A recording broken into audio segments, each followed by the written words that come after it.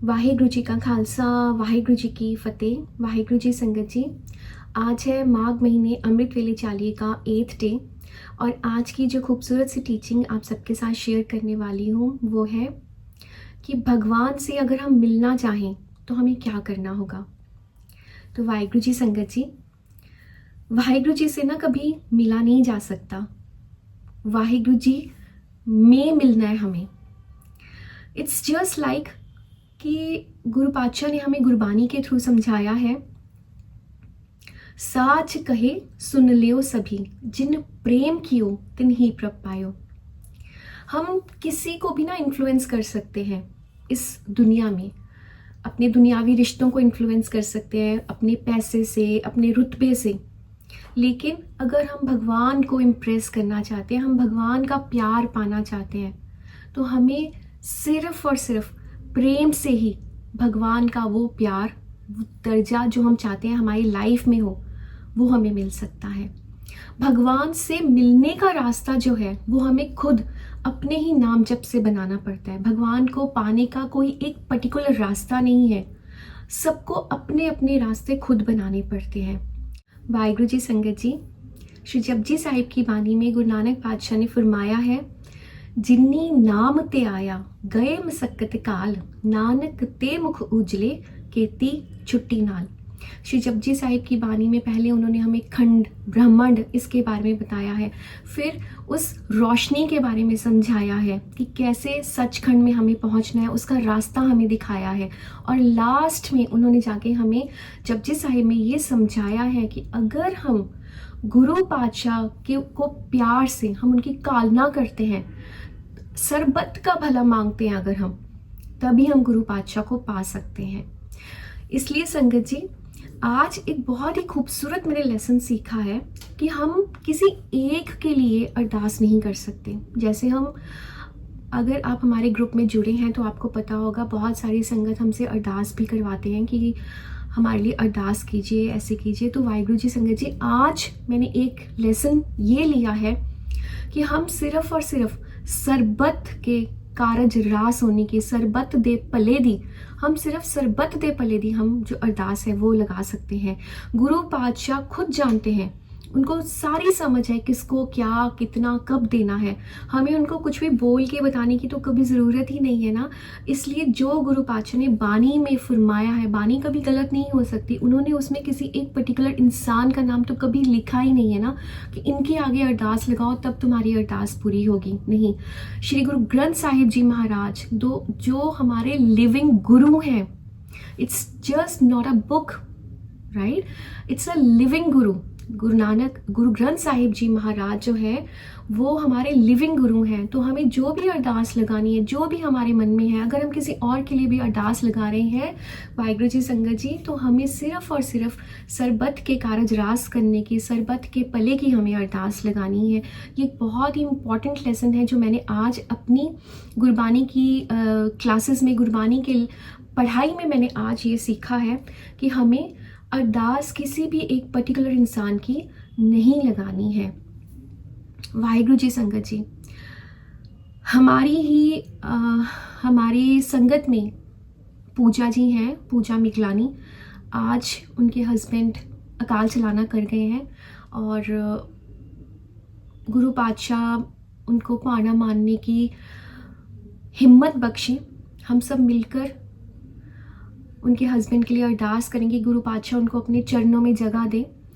बहुत टाइम से वो बीमार चल रहे थे, इट वॉज ऑलमोस्ट 5 years वो बीमार चल रहे थे, और हम सब एवरी डे, जब से अभी 4-5 days से वो हमारे साथ जुड़ी थी, हम उनके हस्बैंड के लिए भी अरदास कर रहे थे कि गुरु पातशाह मेहर करे, देहरोगता बख्शें।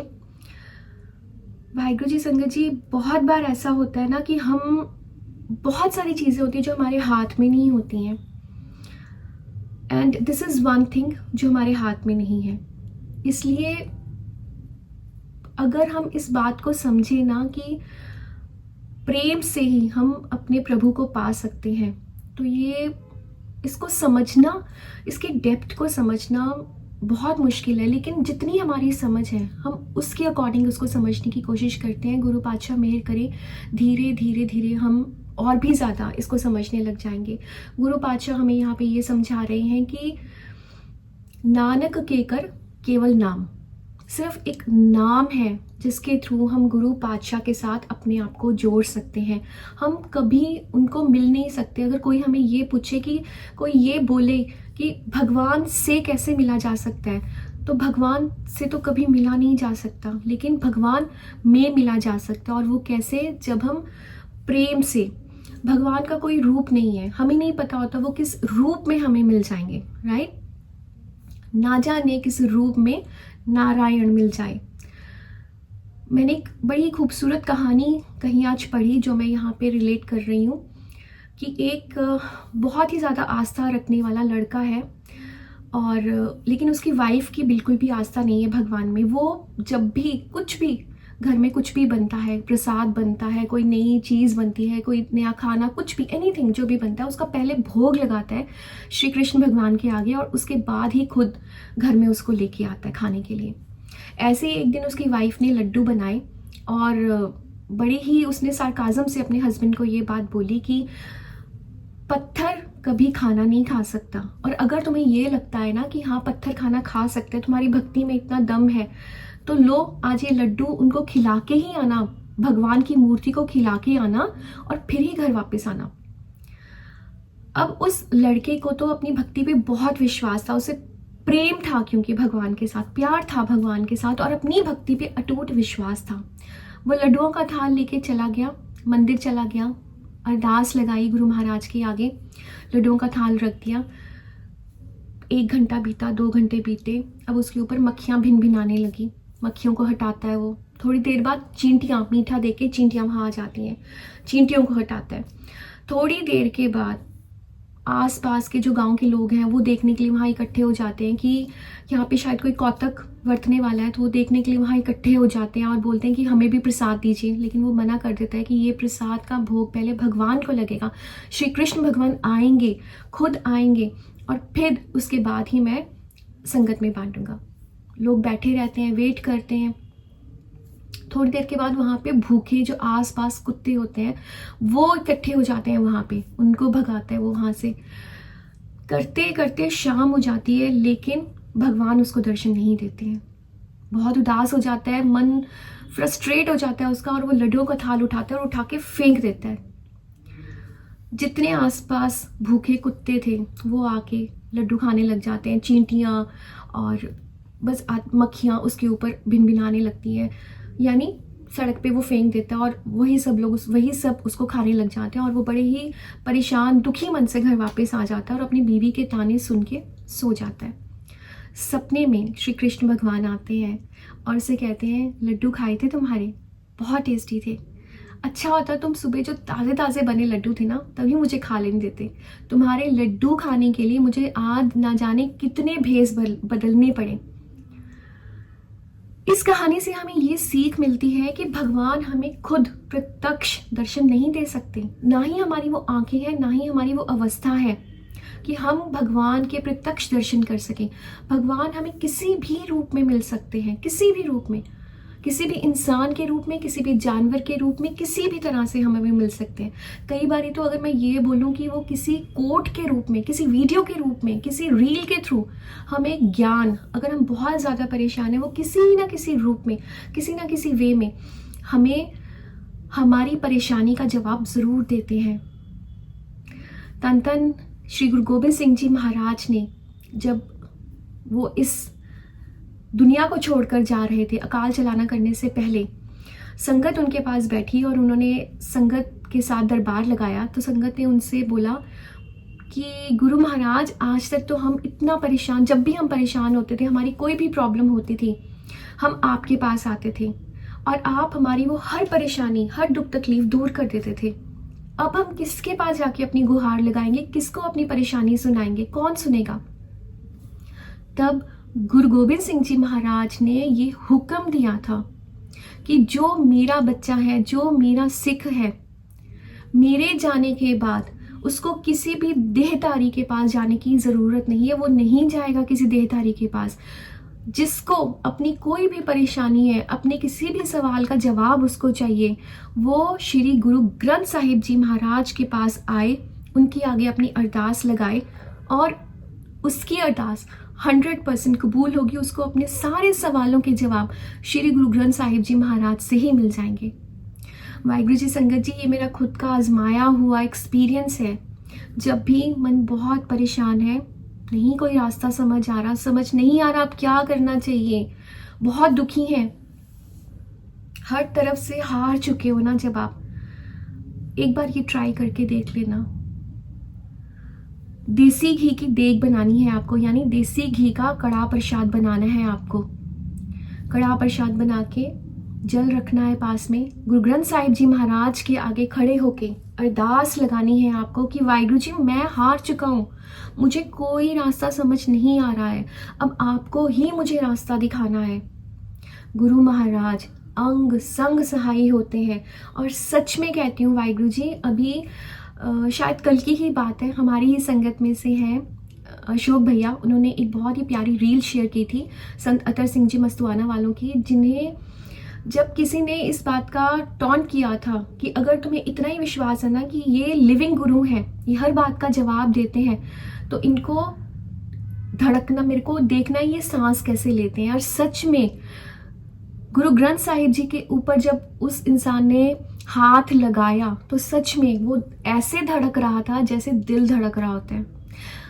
आई मीन टू से वाहिगुरु जी कि ये कोई माइथोलॉजिकल कोई कहानियाँ नहीं है, कोई स्टोरीज नहीं है। अगर हम कहते हैं कि श्री गुरु ग्रंथ साहिब जी महाराज लिविंग गुरु हैं, दैट मीन्स सच में वो लिविंग गुरु हैं, वो राजाओं के राजा महाराजन के महाराजा हैं, वो सच में प्रत्यक्ष रूप में हमारे सामने हैं, हमें दर्शन देते हैं। सिर्फ हमें भरोसा रखना है। जो भरोसा करेगा, जो दिल से इस बात पे भरोसा करेगा कि यस ये मेरे गुरु महाराज हैं और इनके आगे कही हुई मेरी हर अरदास कबूल होगी जिसमें मेरा सुख होगा, तो यकीन कीजिए हमारा जो प्यार है वो परवान हो जाएगा गुरु महाराज के आगे। पंक्ति जिन प्रेम कियो तिन ही प्रभ पायो का अर्थ यही है कि जब हम गुरु महाराज से प्यार डाल लेते हैं, गुरु महाराज से प्यार डालने का अर्थ है जब हम निंदा चुगली बुराइयां करने, किसी को नीचा दिखाने, जात पात से ऊपर उठ जाते हैं कि ये तो गरीब है, मुझे इससे बात नहीं करनी, इसके बर्तन अलग कर दो, ये मेरे घर में काम करते हैं, इनके बर्तन अलग होने चाहिए। इस तरह की बातों से जब हम छोटी छोटी बातें, बेबी स्टेप्स लेके ही जब हम ऊपर उठने लगते हैं नाम जप के साथ, तब हम गुरु महाराज में मिलने लग जाते हैं, गुरु महाराज को पाने लग जाते हैं। वाहिगुरु जी संगत जी, बहुत सारी बातें दिमाग में भी आती हैं, शेयर करने का मन भी करता है कि शेयर करूं, फिर लगता है कि पहले खुद उसको डबल चेक कर लूं उन सबको और फिर आप सबके साथ शेयर करूं। तो आज के लिए बस इतना ही। सारी संगत से अरदास है कि आज पूजा के हस्बैंड के लिए, पंकज जी के लिए ज़रूर अरदास कीजिएगा, गुरु महाराज उन्हें अपने चरणों में जगह दें और हम सबको सोजी बख्शें कि हम साच कहे सुन लियो सभी, जिन प्रेम कियो तिन ही प्रभ पायो के सच्चे अर्थों को समझ सकें और अपने जीवन में उसको उतार सकें। गुरु महाराज ऐसे ही मेहर करें, अपने साथ जोड़ के रखें, अमृत वेले की दात बख्शें। वाहिगुरु जी संगत जी, जो भी हो, दुख हो सुख हो, हमारे मन का हो या हमारे मन का ना हो, अमृत वेला नहीं छोड़ना है, अमृत वेले से जुड़े रहना है, क्योंकि एक अमृत वेला ही है जो हमें गुरु पातशाह के नज़दीक लेके जाता है। दैट इज़ वन टाइम जब हम गुरु पातशाह से अपने मन की हर बात कह सकते हैं and yes he lessons, he responds. वो करते हैं, करके देखो। लेकिन अकेला अमृत वेला संभालना, इसको सिर्फ सुबह जल्दी उठने से रिलेट नहीं करना है कि अमृत वेला मीन सुबह जल्दी उठो, नहीं। अगर हम सिर्फ ये सोच के कि अरे सुबह जल्दी उठना है, उठ के पाठ ही तो करना है, ये प्यार नहीं है। हमें प्रेम में जागना है गुरु महाराज के। Yes this is the time, मुझे 3:30 बजे उठना है, क्योंकि ये वो टाइम है जब मैं अपने गुरु महाराज को मिल सकता हूँ। जस्ट लाइक जब हमें अपने मम्मा को मिलने जाना होता है, हमें मायके जाना होता है, हमें कितना क्रेज होता है, हम कितने खुश होते हैं।